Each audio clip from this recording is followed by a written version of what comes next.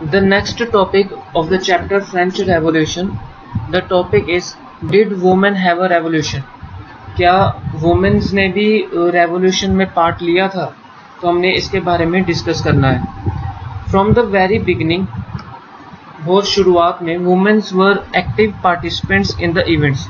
जो वुमेन्स थी वो लगातार एक्टिव रही, हर इवेंट्स में उन्होंने पार्टिसिपेट किया, which brought about so many important changes in the French society, जिससे उनके इवेंट्स में पार्ट लेने से फ्रेंच सोसाइटी में वो बहुत ज़्यादा चेंजेस लेके आए।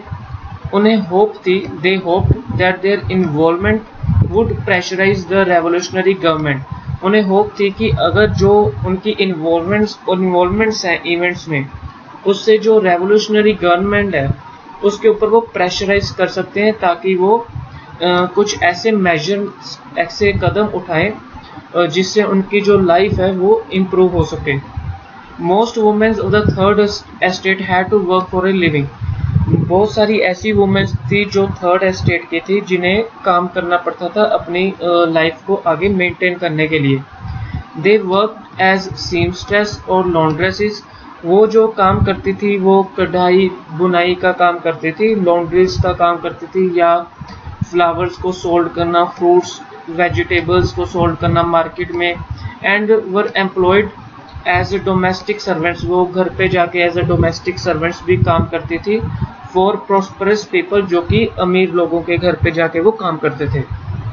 Most women did not have access to education और जॉब ट्रेनिंग। बहुत सारी वुमेन्स ऐसी थी जिन जो एजुकेशन नहीं ले सकती थी, जो कोई जॉब ट्रेनिंग नहीं ले सकती थी। ओनली डॉटर्स ऑफ नोबल्स और वेल्थियर मेंबर्स, वो लोग जो कि ठगी लोग होते थे, जो करप्शन करते थे, या जो नोबल्स के डॉटर्स होते थे, वो ही जो थर्ड एस्टेट के होते थे, जो कॉन्वेंट स्कूल में स्टडी कर सकते थे। आफ्टर विच, उसके बाद जो था उनको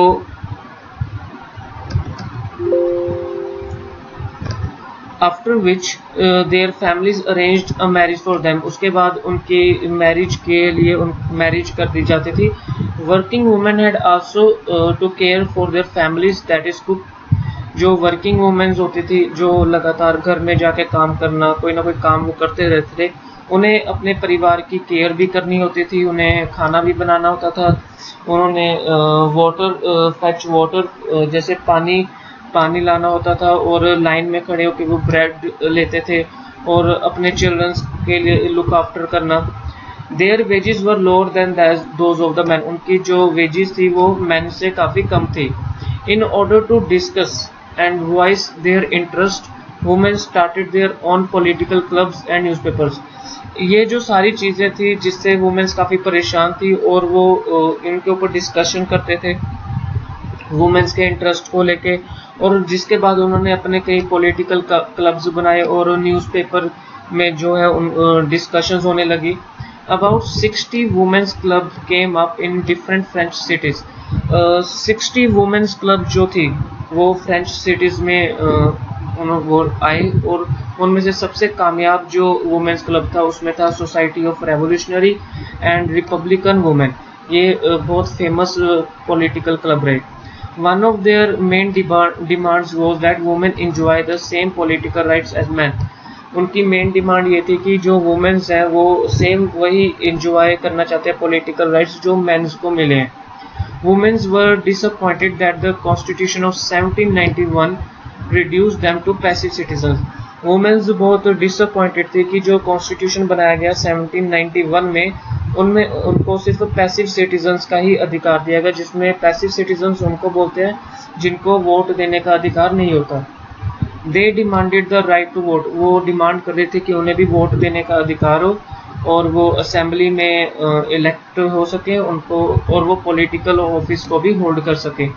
Only then they felt would their interest be represented in the new government. Only then they felt, उन्हें ये महसूस हो रहा था कि जो उनके इंटरेस्ट हैं वो तभी पूरे हो सकते हैं जब कोई नई गवर्नमेंट बनेगी। In the early years, the revolutionary government did introduce laws.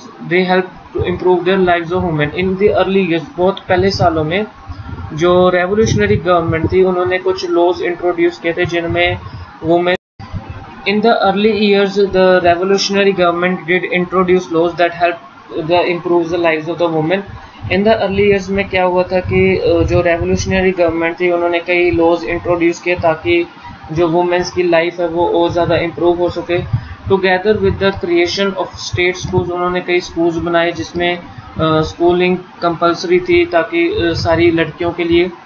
There fathers could no longer force them in marriage against their will. जो उनके फादर्स हैं वो उनको फोर्स नहीं कर सकते थे कि जब उनकी इच्छा के अगेंस्ट उनकी मैरिज नहीं कर सकते थे.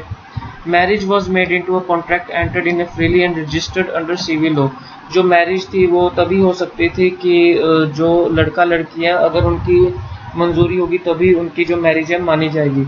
Divorce was made legal. Divorce जो था वो लीगल बना दिया गया. And could be applied for by both women and man. ये जो डाइवोर्स था वो दोनों मैन और वुमेन दोनों के लिए एप्लीकेबल था.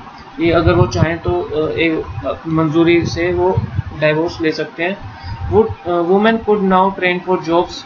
अब वुमेन्स को जॉब्स के लिए ट्रेनिंग मिलती थी. वो आर्टिस्ट बन सकते थे और एक स्मॉल बिजनेस भी रन कर सकते थे.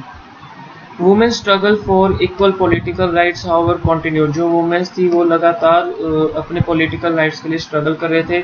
During the reign of terror the new government issues laws ordering closure of womens clubs and banning their political activities. जो टेरर का समय था उसमें जो नई गवर्नमेंट थी उन्होंने सारे पॉलिटिकल क्लब्स वुमेन्स के बंद करा दिए थे और उनके पॉलिटिकल एक्टिविटीज पर भी बैन लगा दी थी.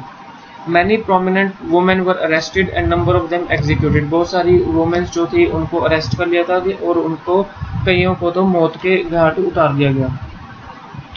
Women's movement for voting rights and equal wages continued for the next 200 years. ये जो वुमेन्स की लड़ाई थी वोटिंग राइट्स उनको मिलने चाहिए, इक्वल वेजेस मिलने चाहिए, ये आने वाले 200 सालों तक चलती रही. The fight for vote was carried out when international suffrage movement. ये जो फाइट थी वोट के लिए ये इंटरनेशनल सफरेज मूवमेंट में चली लेट 19th और अर्ली 20th सेंचुरीज में. Example of political activities of French women during the revolution was kept alive as an inspiring memory. ये जो उनकी लड़ाई थी उनके अधिकारों के लिए ये एक इंस्पायरिंग मेमोरी बनकर रही. It was finally in 1946. Finally उनको 1946 में the women in France won the right to vote. ताकि जो 1946 में फ्रांस में उनको जो है finally vote right to vote का अधिकार जो है उनको मिला.